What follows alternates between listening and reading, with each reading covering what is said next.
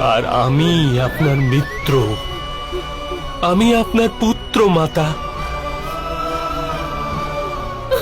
আমি সেই যে অশ্বত্থামাকে অভিশাপ দিয়েছি, আর আমি সে যে ওই অভিশাপ ভোগ করছি। দুর্যোধনের জঙ্গা ভাঙার আর্তনাদ আমারই ছিল মাতা। আমি জীবনভর মাতাদের আশীর্বাদ গ্রহণ করেছি।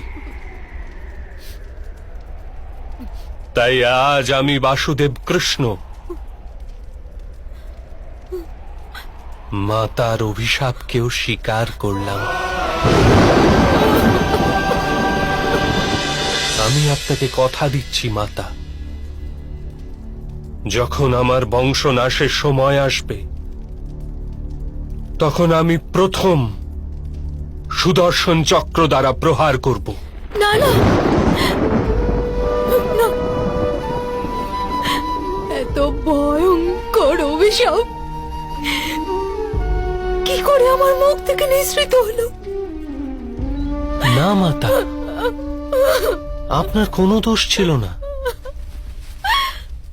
আশীর্বাদ আর অভিশাপ তো সময় নিজের পরিকল্পনা অনুসারে আহ্বান করে। আপনার বাক্য তো কেবল নিয়তির অমোঘ কার্যের নিমিত্ত মাত্র।